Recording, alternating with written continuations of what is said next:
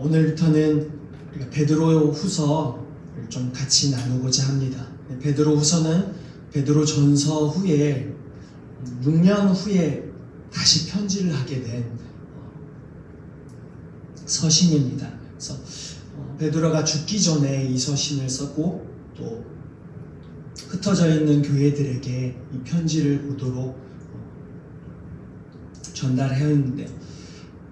상황이 베드로 전서와 동일한 상황이죠. 어려움도 있었고 핍박도 있었고 또 가난과 고난과 수많은 일들이 함께 있는 거죠. 거기에 베드로후서에서는 중요하게 생각하고 있는 두 가지가 있습니다. 우리가 계속해서 말씀을 읽다 보면 나올 텐데 예수 그리스도를 아는 거예요. 그리고 두 번째는 중요하게 보고 있는 것들이 거짓 증인, 거짓 교사들의 문제죠. 그런 상황 속에서 베드로 후서를 계속 써내려 가고 있습니다. 베드로 후서를 그런 상황 속에서 쓰면서 오늘 우리가 본문 속에서 함께 나누고자 하는 건 경건입니다. 우리가 그리스도를 믿고 그리스도인이 되었다는 건 은혜이죠. 그리스도인이 된 그 이후에는 죄인을 구원하기 위한 하나님의 끝없는 사랑과 예수 그리스도의 은혜가 있기 때문입니다. 그래서 그리스도인이 되었다는 것 그 사실 자체는요, 굉장히 큰 은혜입니다. 하지만 그리스도인이 되었을 때 주의해서 생각해야 하는 점이 있습니다. 그리스도인이 되었다고 해서 우리가 완전한 사람이 된 건 아니라는 거죠. 예수 그리스도를 믿는 그 믿음이 우리의 완전한 변화를 의미하진 않습니다. 예수 그리스도를 믿음으로 더 이상 변화가 필요 없는, 그러니까 완전한 존재가 되는 건 아니라는 거죠. 어떤 사람이 예수님을 믿고 크게 감격하고 감동했지만 시간이 지남에 따라 더 성숙해야 되고 더 예수 그리스도를 닮아가야 하는 모습들이 계속 나타나게 되는 거죠. 하나님은 우리를요, 예수 그리스도 안에서 완전한 존재가 되도록 변화시키지 않으셨어요.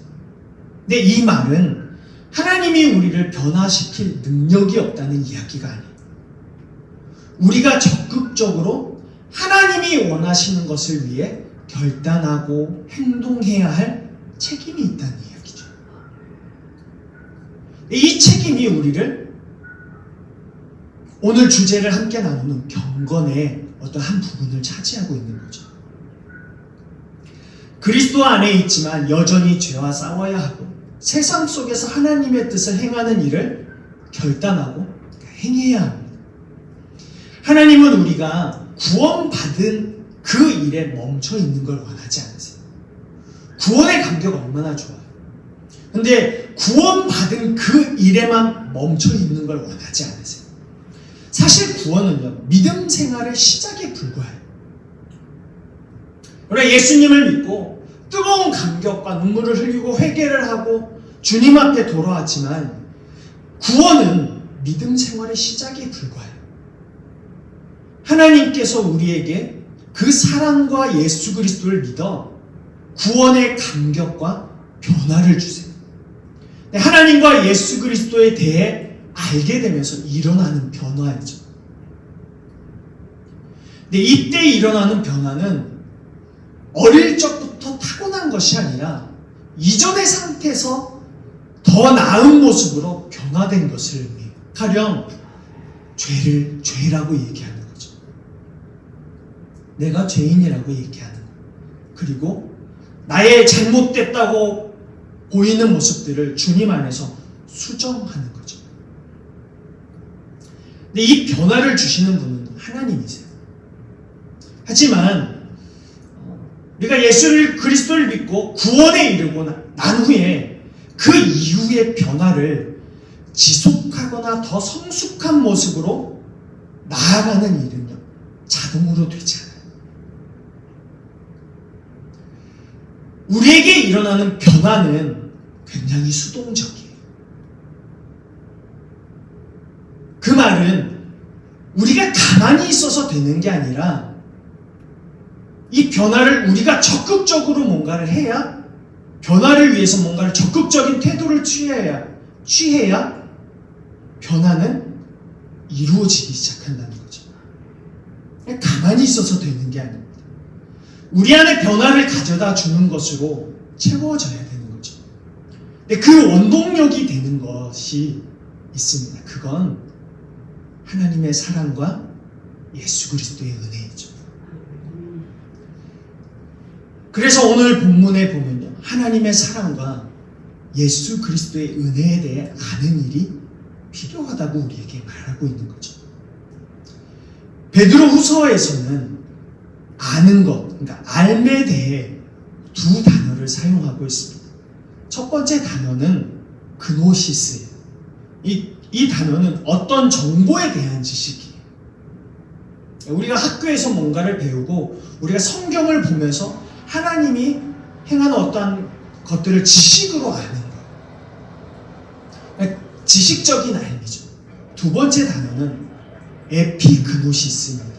이 단어는 인격적인 알미예요. 그냥 지식으로 아는 게 아니라 실제로 그 사람을 경험해서 아는 거예요. 우리가 하나님을 알고 예수 그리스도의 은혜를 안다는 건 그 성경에 기록된 그 말씀들이 우리의 삶에서 경험되어진다는 거죠. 그러니까 우리가 하나님의 사랑과 예수 그리스도의 은혜를 아는 일이 필요하다는 건 매일매일의 삶에 그분에 대한 지식이 자양분이 되어 신념이 되고 또 신뢰하는 참 믿음에 이르게까지 우리가 경험되어져야 된다는 거예요. 그래서 두 가지 알미 필요합니다. 여기서 베드로가 중요하게 생각하는 알미라는 건 지식에 그친 알미 아니라 경험되어지는 알에 대한 이야기입니다. 경험되어지는 알을 이야기하는 이유가 있습니다. 지식은 분명 우리의 성장을 돕습니다. 또 아는 만큼 이해력도 있는 거죠. 하지만 지식만 있는 사람들은 바리새인처럼 되기 쉽습니다. 그래서 베드로가 중요하게 여기는 건 지금 경험에 의해서 하나님을 아는 그 지식을 말하고 있는 거죠. 하나님과 예수 그리스도를 안다는 것과 여러분 경건은요 연결되어 있습니다. 본문 3절에서는 생명과 경건에 속한 모든 것을 우리에게 주셨으니 라고 말하고 있습니다. 그리고 이어서 우리를 부르신 이를 알므로 말미암음이라 라고 하면서 경건에 속한 모든 것이 어떻게 우리 안에서 나타나게 되는지에 대해 근본적인 이유를 이야기해 주고 있어요. 경건의 힘이 하나님과 예수 그리스도를 아는 데 있다고 얘기하고 있는 거죠.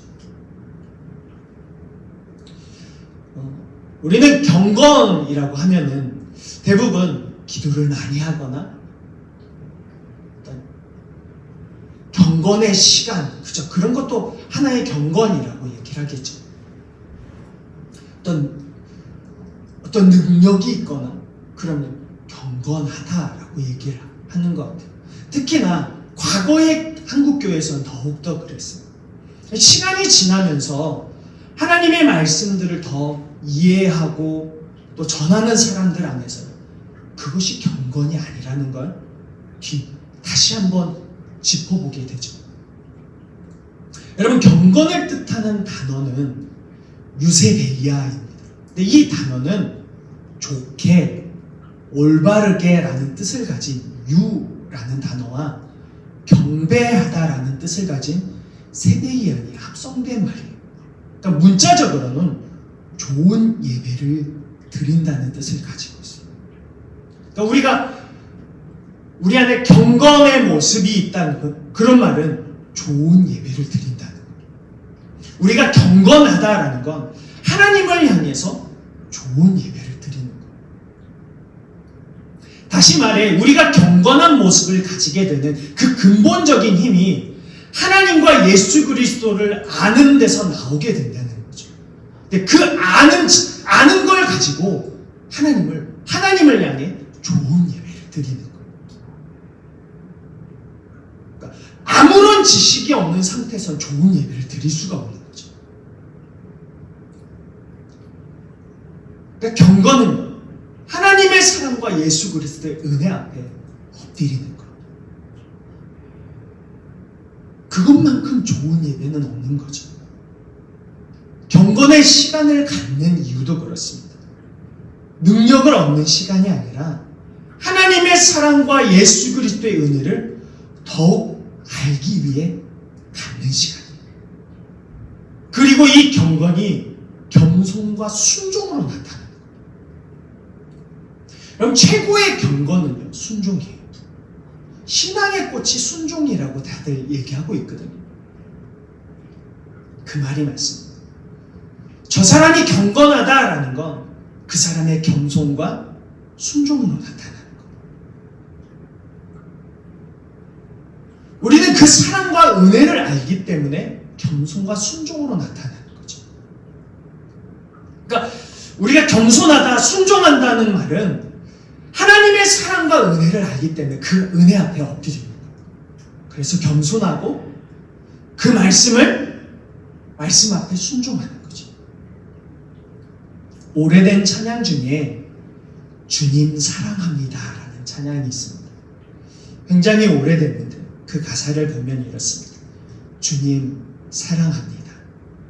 내 가진 것을 모두 다하여 경험하면 할수록 존귀한 주님 사랑합니다.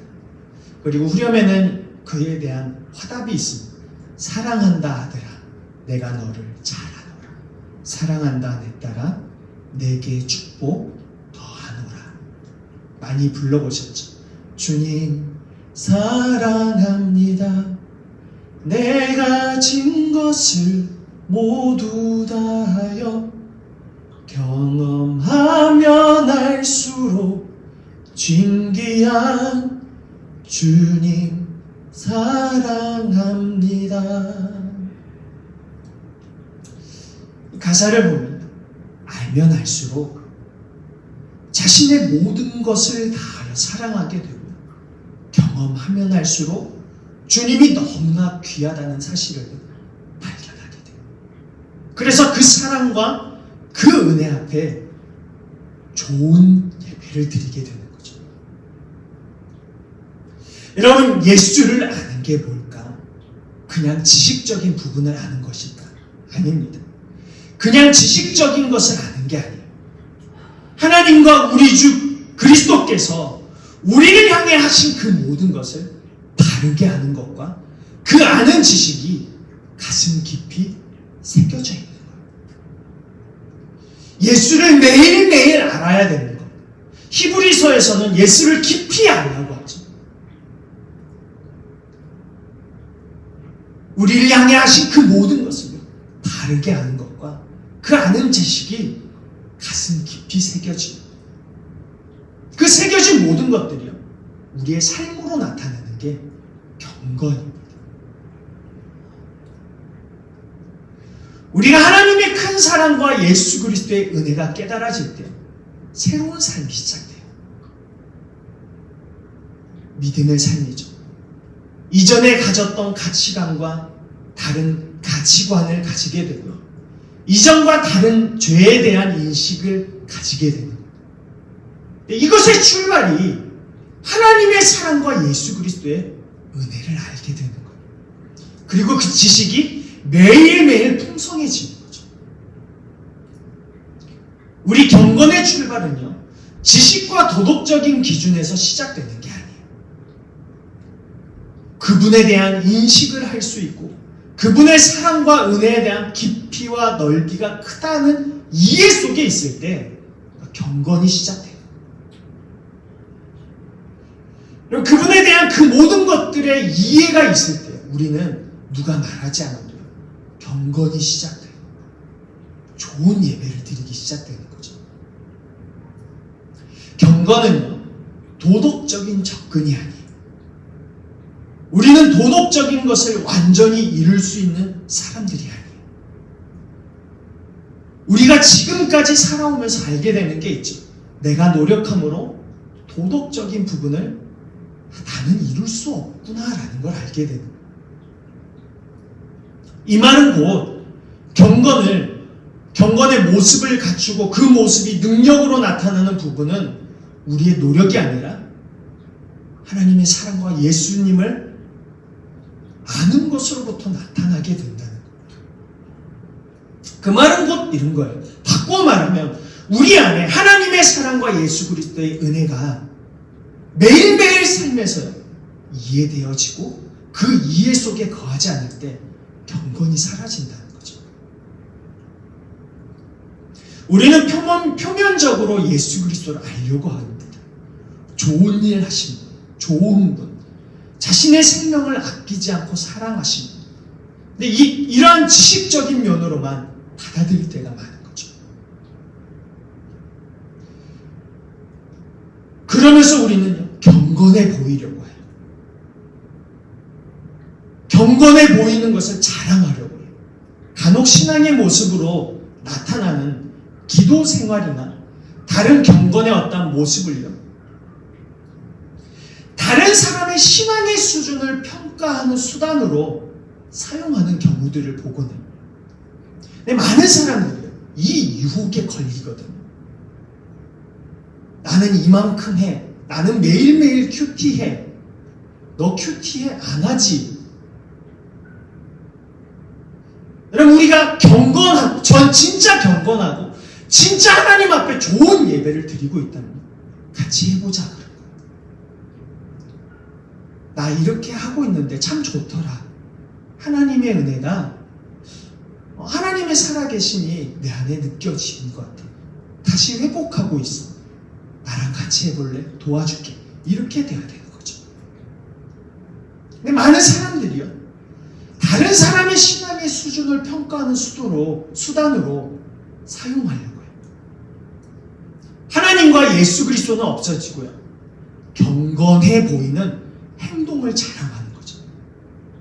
자신은 이렇게 행동하는데 저 사람은 저 정도밖에 하지 않는다는 식의 평가인 거죠.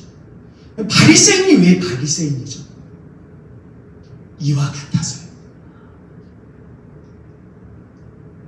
우리의 경건은요, 늘 하나님 앞에서 이루어진다는 사실을 잊어서는 안 돼요. 참된 경건은 나를 드러내고 나의 신앙에 열심 있는 모습을 자랑하는 게 아니에요.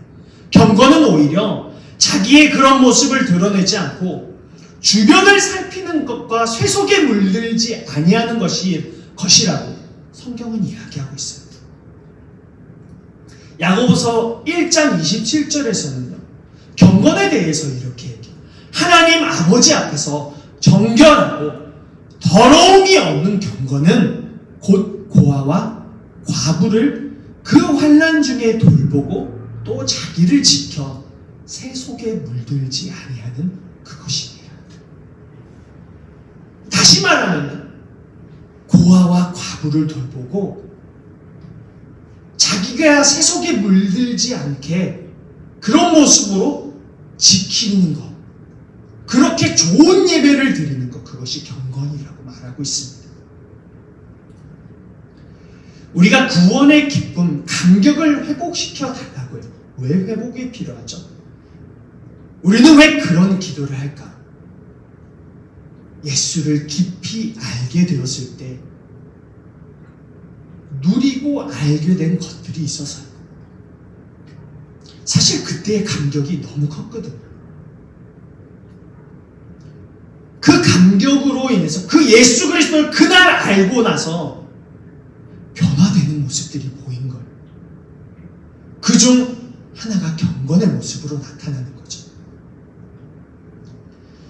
누가 가르쳐 주지 않아도요, 죄를 죄라고 말하고 그 죄로부터 돌아서는 경건이 이루어졌기 때문에, 이상하게 예수를 깊이 알고 경건해지면 따분한 삶으로 세상으로 이어지지 않아요. 참 이상해.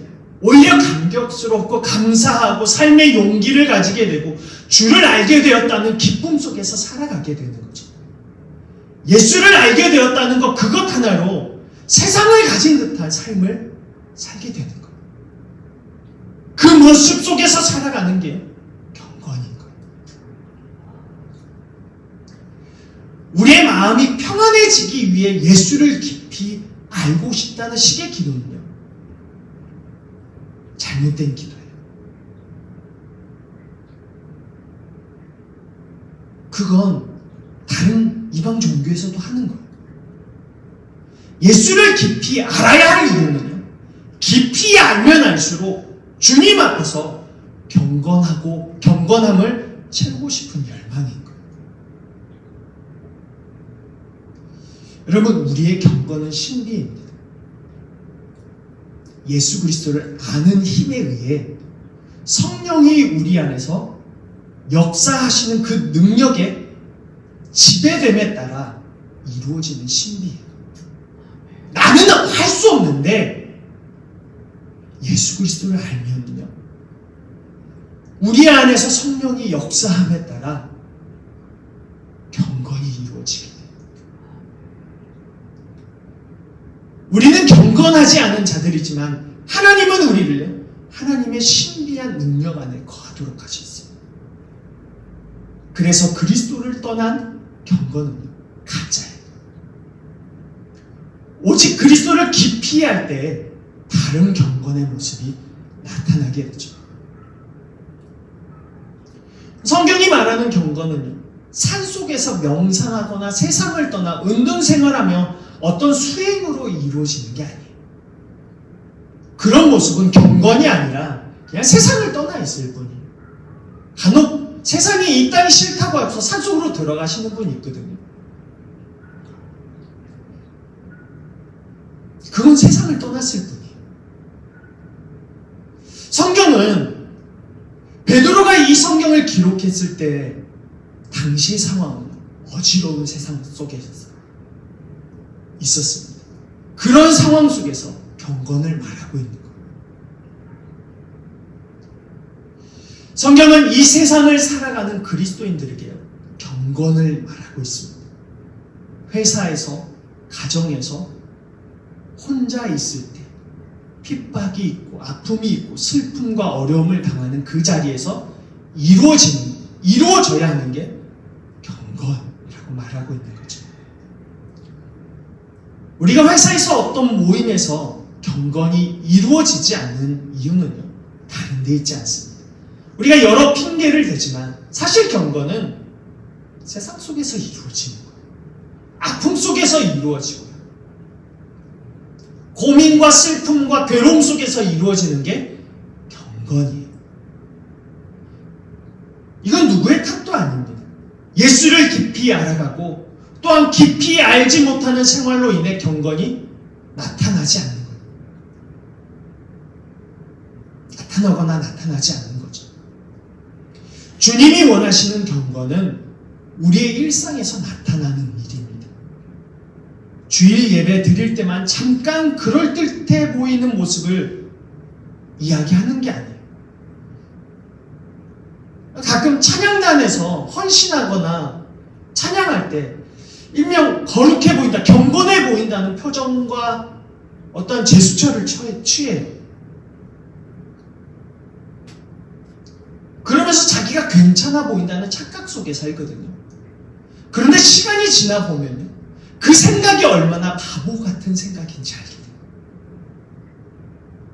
경건은 주일날 이루어지는 게 아니라 일상 속에서 하나님의 사랑과 예수를 깊이 아는 그런 이해 속에 있을 때 이루어진다는 사실을 마주하게 되면 부끄럽기 짝이 없는 그런 모습만 남는 거죠.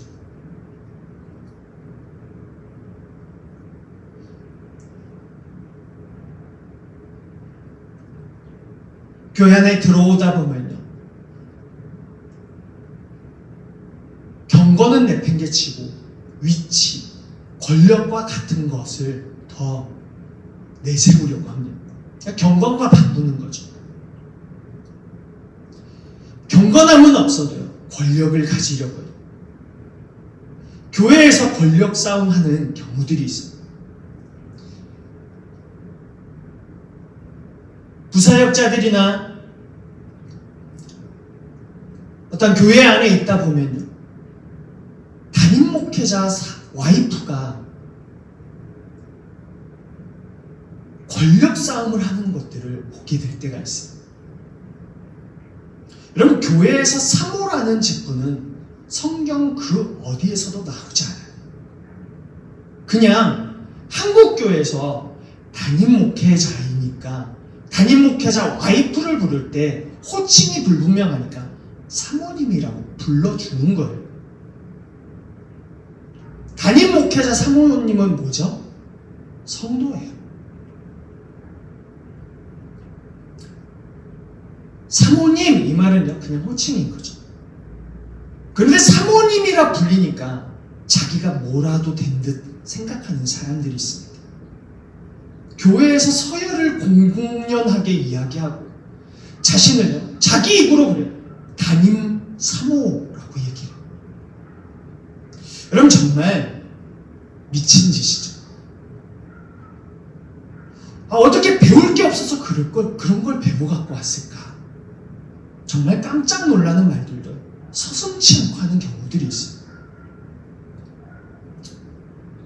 교회 안에 있다 보면요, 침례교 바닥이 좁은데라며 그냥 대놓고 협박하는 경우들도 있습니다. 여러분, 이게 도대체 무슨 일인지 모릅니다. 이거 정말 정상적인 일은 아니거든요. 경건은 잃어버리고 권력을 쥐고 있는 자들의 모습을 보면서 우리의 모습을 생각할 수 있어야 돼요. 사람이 경건을 잃어버리면, 그리고 권력을 손에 쥐면 어떤 모습으로 나타나는지를 봐야 되는 거죠. 여러분, 우리 안에 하나님을 향해 좋은 예배를 드릴 수 있는 그 경건이 사라지면요, 모양만 남는 거예요. 그리고 교회 안에서 권력 다툼이 시작돼요.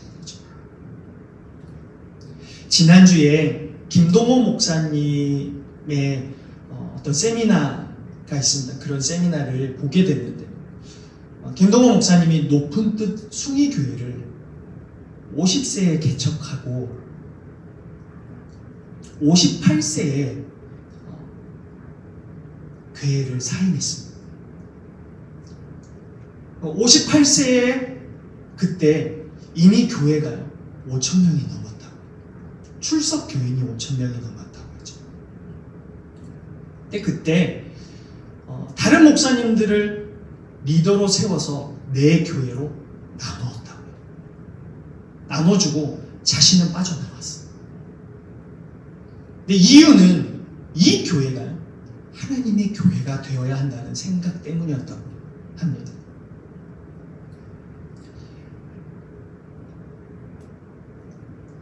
목사님의 말이 그렇습니다. 교회를 개척했을 때 이미 이름이 알려져 있었고 자기를 좋아하는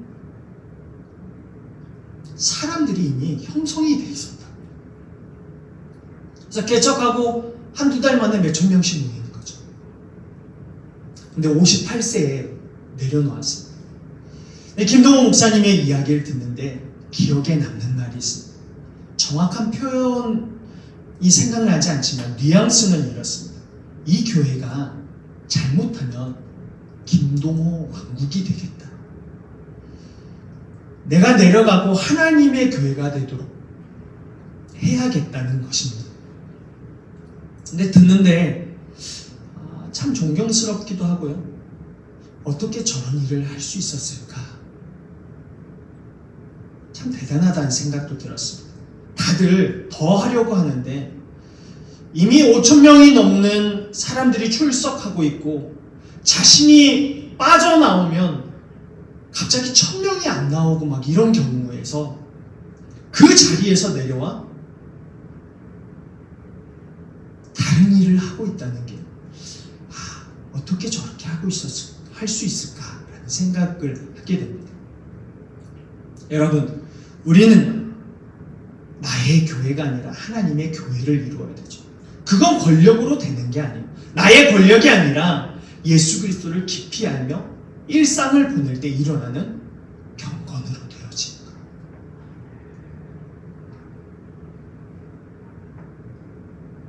교회에서조차 우리의 권력을 내려놓지 못하는데 주님과 아무것도 바꾸지 않겠다는 그 고백이요. 얼마나 가짜겠어요. 우리의 권력이 경건으로 바꾸어지지 않으면요. 사실 하나님의 교회는 우리의 입 벌린 소리일 뿐이죠. 교회에서 어른이 된다는 것도 그렇습니다. 나이가 먹어서 어른이 되는 일은 정말 쉬운 일이에요. 하지만 나이만 먹은 어른에 대해 그리 긍정적이지 않다는 걸 우리 잘 알고 있잖아요.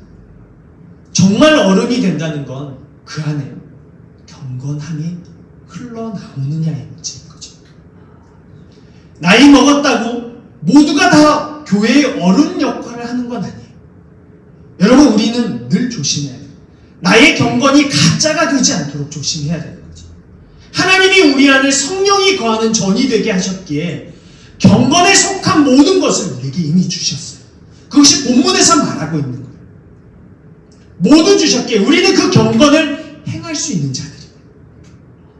예수 그리스도 안에서 예수 그리스도를 더욱 깊이 아는 자가 되는 것을 더욱 생각해야 되는 거죠.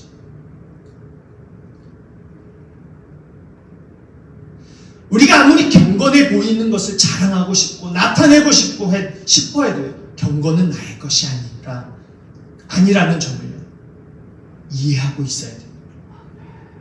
우리는 경건에 참여하도록 부르심을 받은 자들입니다. 본문 3, 4절을 보면요.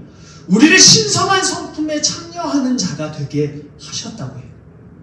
3, 4절을 보면 이렇습니다. 그의 신기한 능력으로 생명과 경건에 속한 모든 것을 우리에게 주셨으니 이는 자기의 영광과 덕으로서 우리를 부르신 이를 알므로 말미암음이라. 이로써 그 보배롭고 지극히 큰 약속을 우리에게 주사 이 약속으로 말미암아 너희가 정욕 때문에 세상에서 썩어질 것을 피하여 신성한 성품에 참여하는 자가 되게 하려 하셨느니라. 여러분, 썩어질 것을 피하여 신성한 성품에 참여하는 자들입니다. 우리가 그리스도 안에 있지만 우리는 또한 세상 속에 거하고 있거든요. 그리스도 밖은 언제나 그리스도와 다른 가치들로 가득한 곳입니다. 그런 세상 속에서 우리가 택하고 행동하는 일은요, 피하는 일입니다. 우리는 종종 믿지 않는 자들의 삶을 보면서 저렇게 자유롭게 살고 싶어 라는 생각을 합니다. 그리스도인으로서 사회에 있는 것보다 믿지 않는 자로 사회에 있는 것이 더욱 편하고 안전해 보이기 때문이죠. 이러한 이유 때문에 사람들이 경건을 포기하는 거예요. 우리는 함께 예수 그리스도를 믿는 자들이지만 그렇다고 모두가 같은 신앙의 성숙을 가지고 있는 건 아닙니다. 어떤 이는요, 구원의 감격이 있었지만 현재는 다시 세상적인 가치에 젖어 살기도 하죠.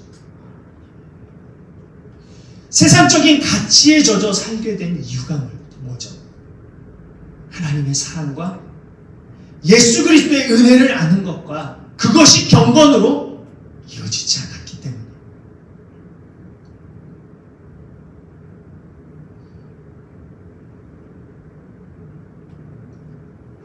경건을 위해 우리가 해야 할 일들이 분명히 있습니다. 조심해야 하는 것은 구원의 감격이 이후의 경건을 책임지지 않는다는 것. 하나님이 우리를 변화시킬 수 있는 충분한 능력을 갖추지 못했다는 건 아니에요. 경건은 자동이 아닙니다. 경건에 이룰 수 있는 이유는 하나님의 사랑과 예수 그리스도의 은혜에서 출발되는 거죠. 그러기에 경건에 이르지 못하는 이유는요, 오직 자신에게 있는 거죠.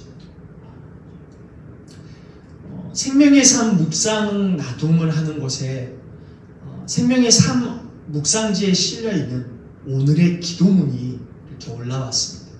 그래서 그 내용을 이렇게 봤는데 이런 기도의 내용이 있었습니다. 하나님, 신앙의 연수는 쌓여가는데 믿음의 성숙은 더딘 저를 긍휼히 여겨주소서.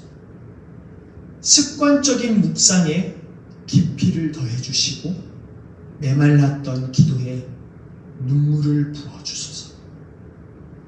하나님의 뜻을 분별하고 따르는 길이 힘들고 어려워도 주님의 겸손과 순종을 배워 믿음의 진보를 이루게 하소서. 이 기도를 보는데요, 우리가 이런 기도를 많이 이뤄가고 있다는 생각을 했습니다. 예수 그리스도 안에서 자신을 살피고 그 사랑과 그 은혜를 잃어가는 자신에 대해 슬퍼하고 더욱 하나님과 예수 그리스도를 알고자 하는 그 마음을 잃어가는 건 아닐까 하는 생각을 하게 됐습니다. 경건해 보이려고 하는 사람보다 이런 기도를 가슴 절절하게 하는 사람이 경건한 사람이지 않을까. 저는 그렇게 생각합니다. 여러분, 경건해 보이려고 하지 말아야 합니다. 경건이라는 게 남에게 보여주기 위한 것은 아닙니다. 다른 사람에게 보이려는 경건은 더 이상 경건이 될 수 없는 거죠. 그건 자랑이기 때문입니다. 경건에서 중요한 것은 하나님의 사랑과 예수 그리스도를 아는 힘이에요. 그것을 드러내는 게 경건이죠. 드러난 그분을 보면서 좋은 예배, 다른 예배를 드리는 것이 경건이고, 그 사랑 앞에 엎드리고 그 은혜 앞에 구구절절한 사랑의 고백을 하는 것이요, 경건이고, 경건해 보이려고 포장하기보다요, 오늘 우리에게 필요한 모습은 주님에 대한 마음을 되찾는 일이죠. 기도 생활과 예배와 말씀을 읽는 주님, 우리 안에 이 모습이 회복되기를 주님의 이름으로 축복합니다. 그래서 우리 안에 나타나여 경건이 나타나고 좋은 예배를 드릴 수 있고 다른 예배를 드릴 수 있는 모두가 되기를 예수님의 이름으로 축복합니다.